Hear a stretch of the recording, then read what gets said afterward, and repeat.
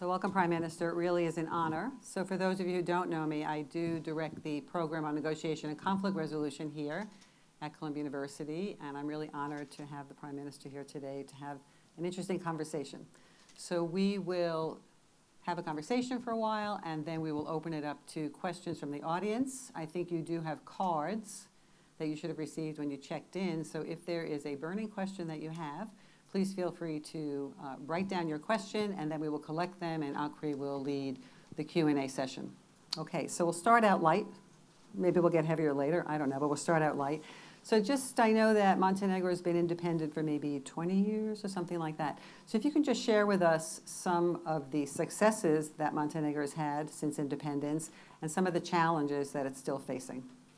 Oh, first of all, thank you very much. This is a great pleasure for me personally to be in Columbia University. Thank to Professor Beth and to all which supported this, organizing this event. I really think that we will have the open discussion. So I try to promote some kind of new values in the politics. So any kind of distance is not necessary. We need to be very open and to criticize everything what we think that can be better. Yes, Montenegro is the young country in the getting of independence. It's old European country, but we get independence after the crash of former Yugoslavia in 2006. And in that period, Montenegro was very, very attractive because new country, small country, very peaceful, with good neighborhood policy. Former Yugoslavia have that destiny that dissolution was very bad with a lot of conflicts, with a lot of wars. But the good thing is that Montenegro, in all this period, didn't have the war in own territory. This was something which is extremely important for us. Yes, our political elite was involved in the dissolution of former Yugoslavia and played, from my point of view, I was the child in that period, negative role. But what can we do? In the end of the day, we get independency, make the state, and try to change our perspective. Our two biggest goals in foreign policy was in that time to be in full membership of NATO and in full membership of EU. Why? For the countries like Montenegro, which are small and which are in the part of the world which is not so peaceful, with a lot of history, and people always talk about the past. I want to talk about the future. But it was very important to have the clear goal to be part of the some clubs of democratic countries. And one big achievement, one big success of Montenegro is that in 2017 we get full membership of the NATO. Now we are the NATO country, and we are very happy because that security issues is for us extremely important. Second goal, which is maybe more important when we talk about the living standard of the people and what we now try to fight in Montenegro, it's to join EU. But to join EU, you need to respect many rules, many norms, and one of the key questions for us is which we're dealing in, one key issue is the rule of law. This is what my government fight for the last 2 years. I was deputy prime minister in previous government. After that, get in the cabinet of the prime minister. It's the fight against organized crime and corruption, and high-level corruption, which is connected with the people which are still in some important position in the country or or lead some important position in the country in the past. So the mentality in the Balkans is like that.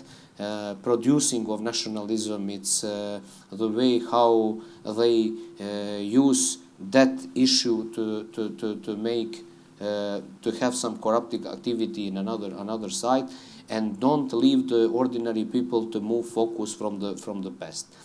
My thesis is that behind of nationalism in the region, in the Western Balkan countries, is corruption. I think that if we fight corruption, we will fight nationalism. Why? Because there are existing political elites which have the wish to keep status quo. They like the status quo. They like to have institutions which are not so professional, which are politicized, which they are under control of some political elites, including judiciary system. And I think that the most important thing is to fight corruption, in high-level corruption and organized crime there. In that way, we will give the new sense and we will give the new value to not only to Montenegro, but to another country. We are really proud because in all these periods of independence, we didn't have internal problem. We tried to build really functional multicultural society. Reconciliation is not fully, it's not in the maybe 100%, but it's very high in Montenegro. In comparison with another country in the region, it's much better, and we are really proud on that. But definitely we miss some chance. Some of chance are missed because of this, what I say, which is connected with the corruption. Because after we get independence and we start to be very attractive, we have the big chance to involve the serious investment in Montenegro. This is not happening. So in that period, 2007, 2008, before the economical crisis in end of 2008 and 2009, we involved only investment from the Russian Federation, unclean capital, lot of people which coming to make the money laundering there, and lost the chance to use our potential like a new country to just make the new value in economy, and in that way to support the living standard of the people. After that, what we didn't finish, and it was important, we didn't have the possibility to come to the functional democracy. First time in our history, we changed the government 2 years ago in 30th of August of 2020. First time in history.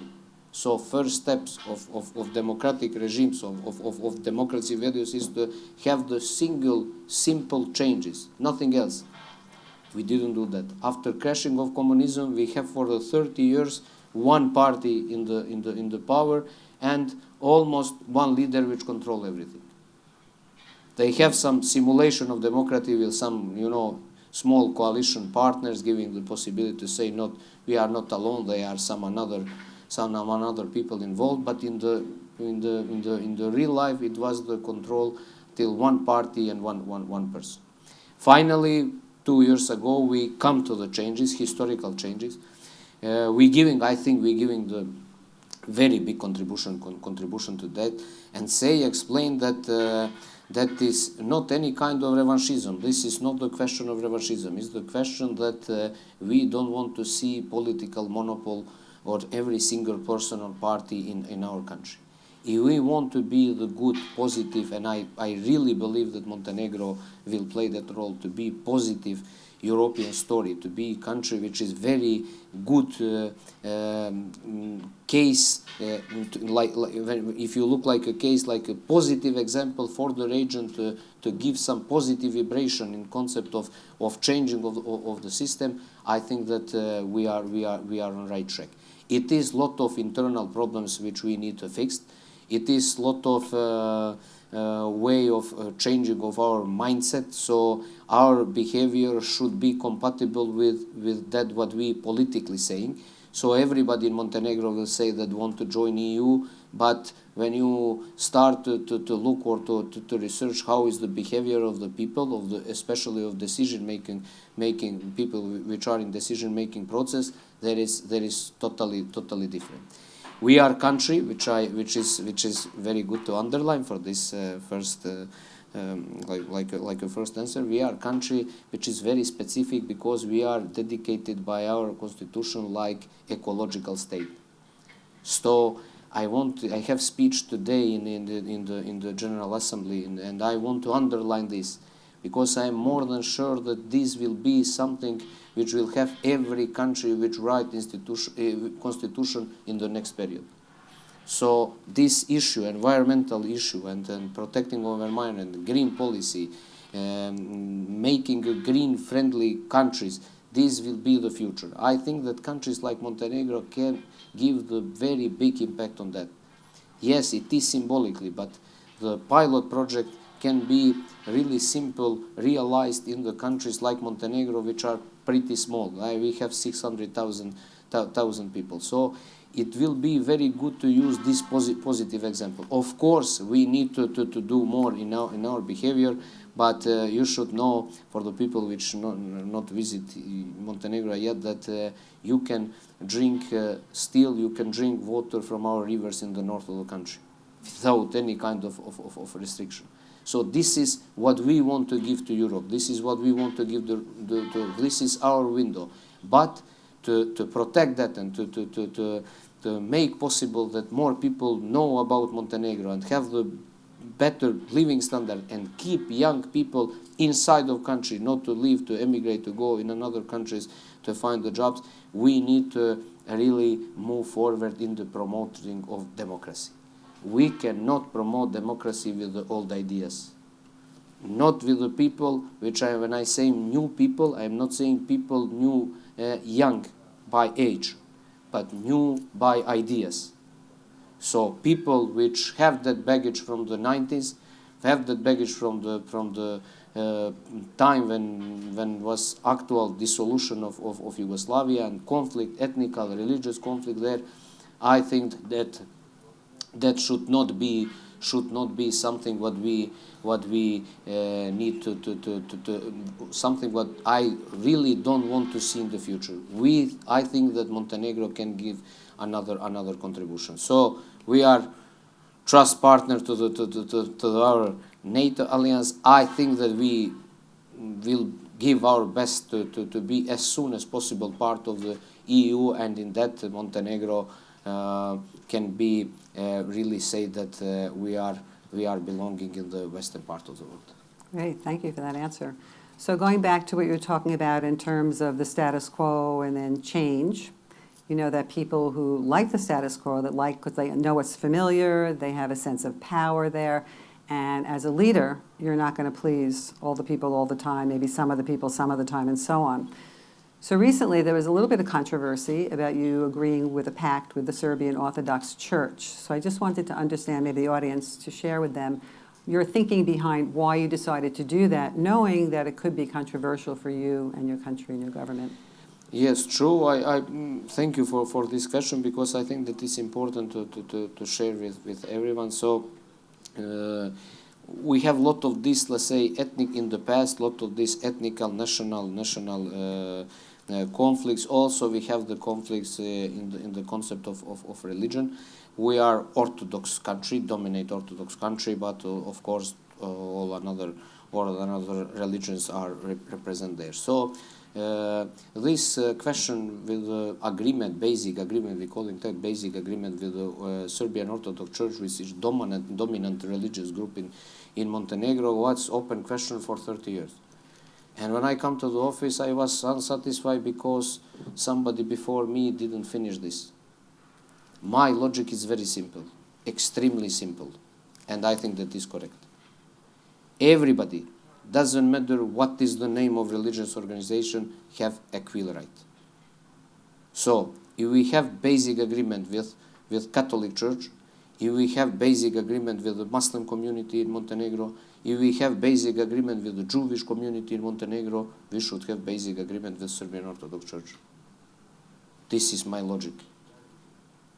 I am not from politicians which want to use the church, question of church, to make the division and to divide the society and to use that for the political campaign, for the political percentage, this is not my story, this is not my vision, this is not my concept.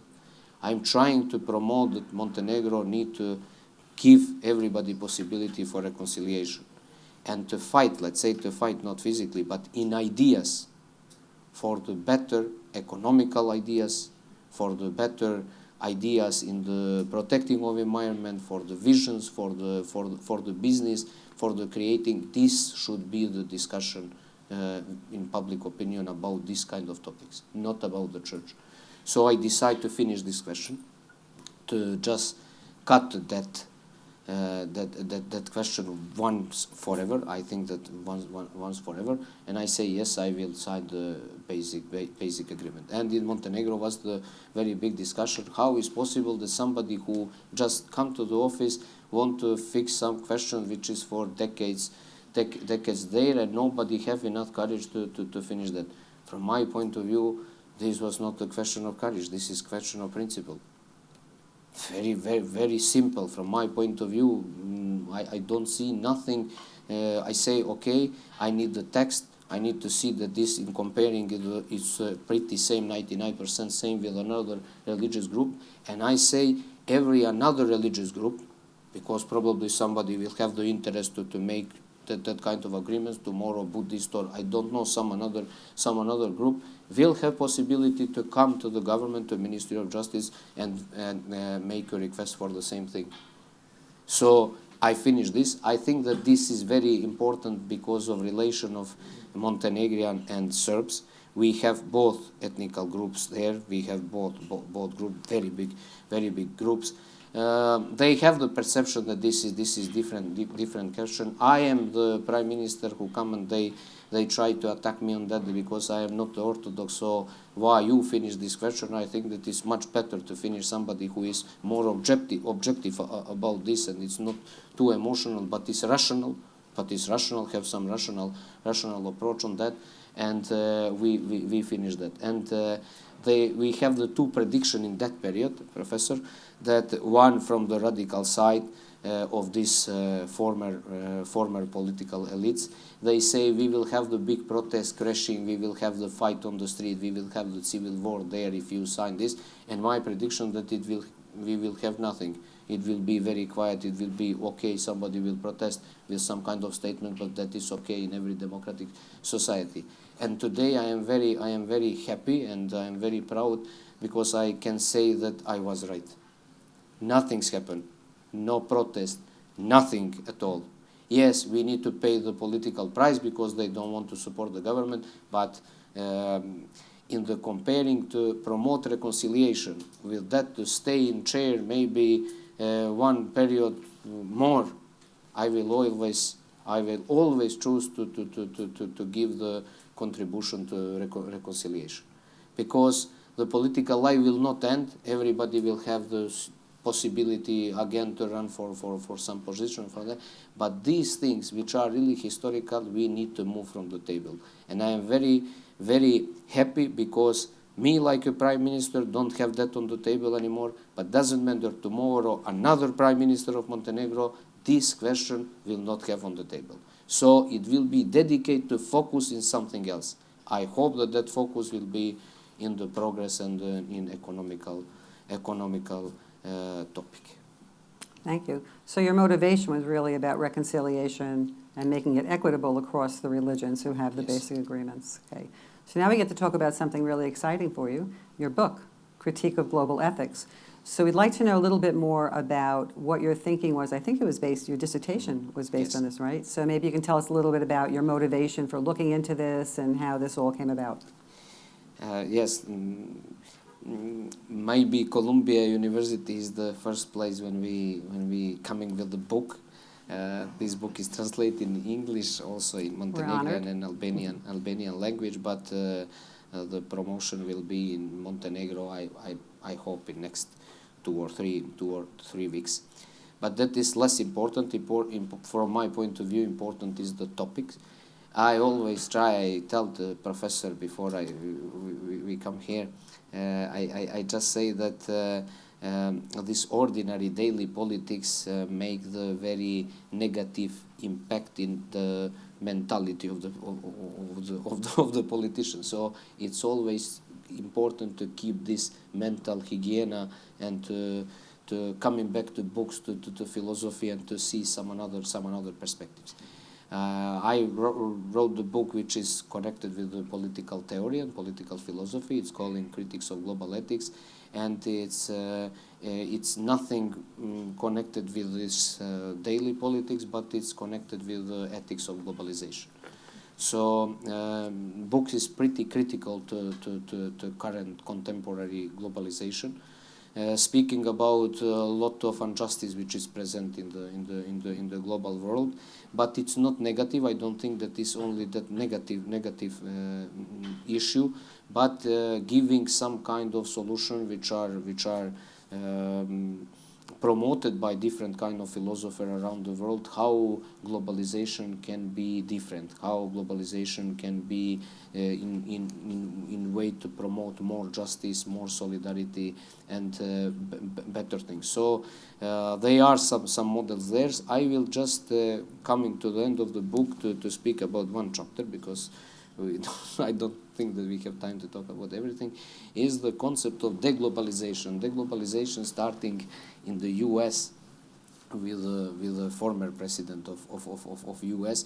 It is the concept that countries starting to think, especially superpower, that we are not so interested what's happened out of our borders. We need to just be concentrate what's happened in our country and to try to help our people, and everything what is out, it's need to be compared with our own interest. If it's interest of our country, we can support or not support, or if it's not, we can just stay behind. But ordinary life just explained that this is not a good concept. Why? We coming in 2020 and started the COVID-19 pandemic. And how we can say that that is only question of our society or our country? How we can say that? So we have virus which we still don't know. We think it's starting from China, different places coming to every places in the world. Everything was shut down. Everything was changed. What it was, especially in my country, I don't know how it was in US. It was a lot of pressure to find the vaccine. We didn't find vaccine for the long time. After that, different kind of countries joined to help us with the vaccine. Turkey, China, Russia, the EU, neighbor countries. Things. This is that in the global world, we cannot think only about ourselves. Everything what's happened here have some kind of impact in another place. Pollution. We can produce pollution here in US, but the effects are not only in US, but everywhere in the world. Now we have new crisis. We have energy crisis, which is produced by two reasons. One reason is the war, aggression of Russia Federation to Ukraine. That is the main reason why we have the energy crisis. But the second reason, it's not less important, that is because climate changes. The hydrological situation all around the Europe, the level of the rivers, level of the lakes, it's in the minimum. This is not because of war.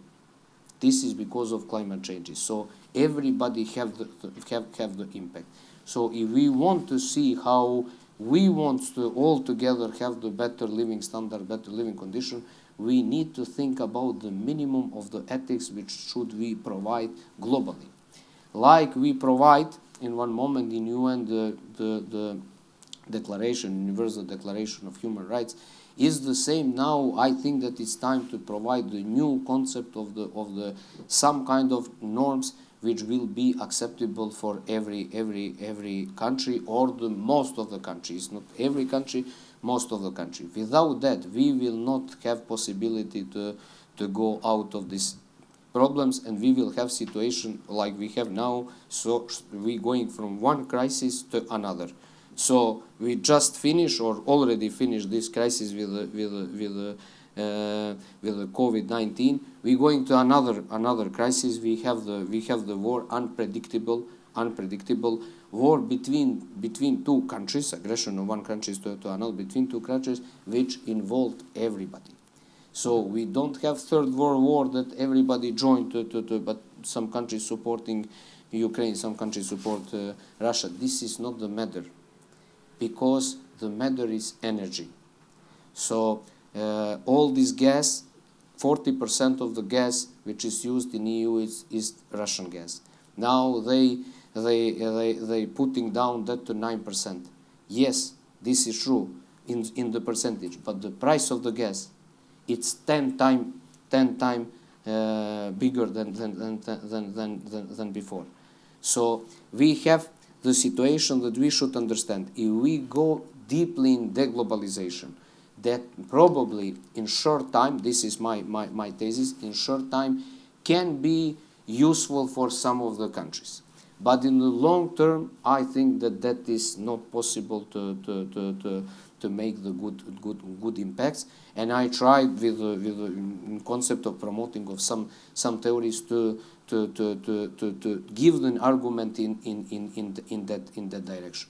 There are some theories about the ethicizing of globalization. There are some theories. I cannot now mention every theories, but there are some theories. Communicative discourse based on religion, tradition, based on nature of human nature, and these are all things which just need the book need to open for the people which will use it or read it.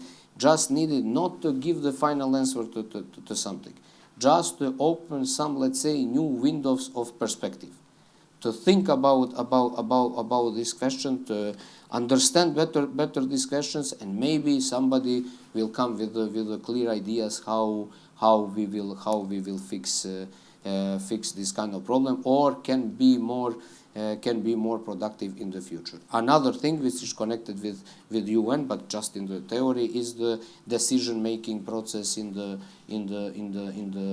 this international organization. From my point of view, decision-making process is not so good. I don't want to say that it's bad. It's something which is made it long time ago, and definitely we need to have the faster decision, because in this concept, when we give the possibility that one country block all another countries, it's same with EU for the important question. I think that it will be very hard also in the future to find a solution which are compatible with the political interests of every single country. So we need to go to think about some another options. Options are to have the shaping the opinions, not to make the opinions, but to shaping the opinions to everybody, and to find some kind of, let's say, consensus, which is not fully 100%, but 30 or 80% for some questions. Which, if 80% of countries decide something that need to be provided. This is more or less what you can find in this book. I don't have too much copies. I will leave these copies which I have, but definitely I will use the opportunity that immediately after we have the official presentation in Montenegro, send one contingent of the book, not definitely maybe not too big, but to send like a gift to Columbia University, and probably some of you can use. Thank you. That sounds wonderful. We're looking forward to that.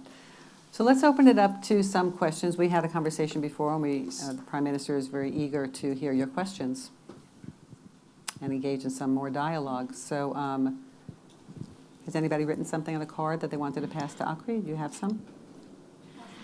This is your moment. I think it's more appropriate. Okay. You sure? So thank you very much for your talk today. You mentioned that you had already had this basic agreement with the Orthodox community. Have you already opened up talks at a high level with the leadership of the Muslim community in your country? Yes, we have basic agreement with the Muslim community from before. That was before I was Prime Minister. Don't have any kind of problem with the Muslim community there, and that is not the political question. The political question there is only question of the Serbian Orthodox Church and Montenegrin Orthodox Church. These are two Orthodox churches which use it in daily politics for creating of some kind of conflicts. I think that we need to stop with that and to finish with the way that we giving the same equal right to every religious group, like every single person. So just if I was not clear in my first answer, I want to underline. I explained to my colleagues, somebody don't want to accept it. Why did they don't want to accept it? Because they want to make the political narrative in that question, because they don't have another ideas. They cannot fight against organized crime of corruption or corruption because they are for many years looking at that and didn't do nothing. So this is the reason. I say, look, the rule of the state, rule of the government, it's not the judge between different religious groups.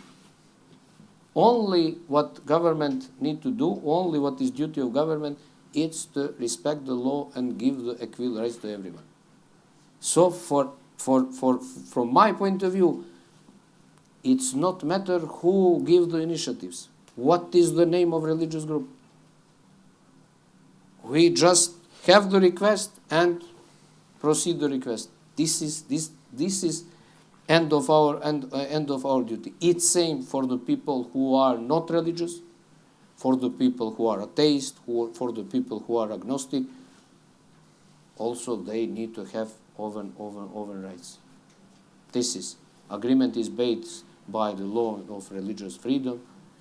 Law of religious freedom is pretty liberal in Montenegro, pretty liberal. 3-4 persons can make the religious group, can register the religious group, and that's it. Thank you very much, sir. Thank you. I'm Johnny Graydon. I teach here at Columbia. And I totally agree with you. The basic problem in, let's say, transformation is if there's corruption in the past and how to get rid of it. The bad news is, and I have a section on corruption. In fact, I taught a class totally on corruption in India, and the joke was, we're doing pretty well without you. So the real question, though, is there's only 2 or 3 places in the world that have gotten rid of corruption once it was started. Singapore, Hong Kong. So those are anomalies. So what do you think you need to do or can do, maybe there's 2 questions, on actually getting rid of corruption? Because once it's there, it's a cancer. So the question is, how do you solve it? Thank you very much, Professor, for your question. This is the you explain everything. So there are two places which combine, which fight corruption, Singapore and Hong Kong. Especially that was important for Singapore. Singapore make the great country after they fight corruption in the system. The good thing is maybe it's not for comparison because mentality it's different, it's pretty different, and we are in another part of the world. But we are also country similar with territory like a Singapore. So in the countries which are small with not huge number of population, I think that that kind of things can be realized. So my ambition and my wish, like a prime minister, probably we will not have it that, but not soon. It's to use example of these 2 countries and to be the 3rd country which will fight the corruption and organized crime. What I did in this previous period and want to share with you, just to know to have the picture what's happened. 2 key businesses in Montenegro for which making of induction of corruption there was smuggling of cigarettes and smuggling of cocaine. Smuggling of cigarettes was made by decades. But with our foreign partners, we think that business sits around 500 millions of euros per year. This is huge for Montenegro, half billion. So you can imagine what's happened for 10 years. So it's made in our main port, one port, which is most important and only port in Montenegro, Port of Bar. And my question was, how 30 years, everybody knows that happened. Everybody knows that happened. Nobody wants to do nothing to stop that. When I come to the office, this was really something which was really irrational for me, and I don't understand this. So international community, we have that in reports for many years. Nothing's happened. So now, with pretty same police, because we cannot take out all our people and bring it people from Germany or from Switzerland or from Portugal to help us. With more or less same customs, with all or less same intelligence. Yes, we make some changes. We make some changes on that, but not huge. We make the huge impact in fighting, especially against smuggling of cigarettes. In the beginning of May, 10 days after I get to the office, we catch 148,000 package of cigarettes, which is in the market around 120 millions of euros, which is the biggest catches of cigarettes in history of Europe. And only what is changed, just to understand me, it's changed political will. People are more or less the same. Some of them are very angry because of them. Some of them I am under the threats and dangers because of that. They fight government because of that. Everything is, but more or less, only what is really changed is the political will. Last year, in the end of August, we catch 1.3 tons of cocaine, which coming from Ecuador. That was the biggest catches of cocaine in history of Balkan, not history in Europe. In Rotterdam was biggest catch, they catch 4 tons. But if you compare the port of Rotterdam and port of Bar, this is something they are two totally different planets. In Rotterdam, they have 5,000 times more operation than Port of Bar. And this, I think that these are the huge things. And after that, just to connect, people which are involved in that, they speak about the church. They just move the focus of the church. They say, yes, because they cannot say, no, this is not good. They cannot say because of people. But say, this is not so important, it's good, but it's not so important. But Prime Minister Abazović is out of interest of our country because he wants to sign agreement with the church, and they put all media to speak about the church. And my logic was very simple. Move church from the table. We want to speak about smuggling of cigarettes. We want to speak about smuggling of cocaine. We want to speak about the people who are in institution, working that for 30 years and did not write something simple report to say something what's happened there, it's not right. This is I say, okay, move, attack me, but these will be topics in our country. Because for the church, nobody cares about the church anymore. And now we are in that situation. Yes, it is the little bit political confusion in Montenegro. Now we will see what will happen. But definitely, I think that you are right that if we want to have the progress, we need to fight these things. Thank you. I think we have time for one more question. Hi, Prime Minister. My name is Zach. I'm a first-year student in the NECR program. You mentioned that your country is very invested in ecological efforts. What initiatives or plans do you hope to see in Montenegro? I think that Montenegro can be the very interesting point, very interesting country for some pilot projects. If we have more power, more political power in the government, we will see what will happen after the election. Definitely, we need to use possibility to make Montenegro green destination. To make Montenegro green destination, to make the very big public campaign, also campaign outside of countries, because our main sector is tourism, so we have lot of tourists there, a lot of visitors there. So to make Montenegro like a green destination, there are a lot of companies, serious companies, including many American companies, serious multinational companies, which want to invest in some pilot project, green projects. And I think that we need to use this opportunity. Why? Because to make some project in Germany, one project which is not so huge, nobody will recognize that, or it will be hard to recognize.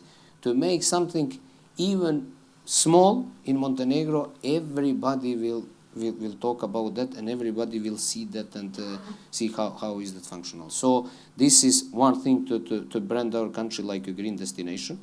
Second thing is to go deeply, and we will start immediately. I think that we will start also in the next months with the construction building of the green energy projects. We don't have the solar plants, unfortunately, in Montenegro, and we have one situation which is out of every logic, that during the summer, when we have the lot of sun, we have the cities which have more than 250 sunny days in the year. During the summer, we have the import of electricity power. During this August, when we have this crisis with the prices, because prices are megawatts, where megawatts are 12 times bigger than before, we import, not export, import 2 million euros electricity power per day. And this make a big problem in our budget. During the winter, we using the hydro, and we starting to be exporter, and we hope we will have the raining season that we will export and pay all debts and be in the profit. This is dependent by that. But to find this balance, we decided to go deeply in the energy project to make the solar plants and the wind farms around the Montenegro. And also third thing is to promote the solar cities. So we want to give the benefits, to give the opportunity to the ordinary people to start to build the solar plants in the houses, in the roof of the houses, with the support of the government. These are three things which I think that we can realize in the period, let's say, in 1 to 5 years, and which really can change the image of Montenegro like green destination. I think that's all the time we have right now. So I just want to say thank you very much for a wonderful conversation. Thank you all for coming. Maybe you will have an opportunity to walk around the campus. So security, get ready. I think you want to see the campus. I just want to invite my colleague Juan up here because we wanted to give you a copy of our book. So Juan, can you come up here, please? So, Thank you very much. thank you. Professor. Thank you very much. My colleague Juan Lopez. If you can stand on the other side and we can just, you want to hold the book? And I look forward to your book. Thank you. Photo opportunity.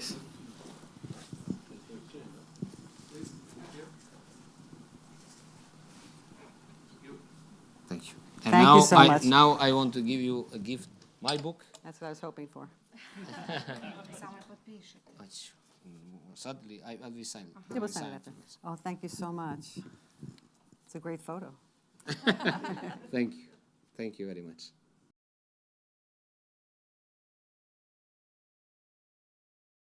Bila mi je zaista velika čast i zadovoljstvo da danas održim predavanje i kratku diskusiju sa studentima na Univerzitetu Kolumbija, koji je jedan od najprestižnijih univerziteta u svijetu. I na ovaj način promovišemo Crnu Goru. Iznenađen sam koliko su studenti zainteresovani za naš region, pa i poznaju dosta stvari. Mi možemo da poslužimo kao most, možemo da poslužimo kao zemlja koji je idealan primjer za stvaranje zelene destinacije, za promovisanje mira u regiji pa i u svijetu, i uvijek je zadovoljstvo kada dnevnu politiku malo promijenimo sa nekim intelektualnim raspravama. Pričao sam i o globalnoj etici i o svojoj knjizi koja će uskoro se naći i u Crnoj Gori, tako da zaista mislim da su ovo stvari koje znače našoj državi. Mislim da na svakom koraku treba da približimo našu državu u savremenom svijetu i da se radujemo da intelektualna zajednica nekako više posvećuje pažnju Crnoj Gori. Zahvalan sam profesorici koja je vodila današnji razgovor, zahvalan sam ljudima koji su pomogli u organizaciji. Vjerujem da ćemo mnoge od njih uskoro vidjeti u Crnoj Gori. U svakom slučaju jedno lijepo iskustvo i dobar način da se štiti mentalna higijena. Nije sve dnevna politika, moramo malo da se vratimo i teoriji, i knjigama, i filozofiji. Na taj način smatram da ćemo svi biti mudriji.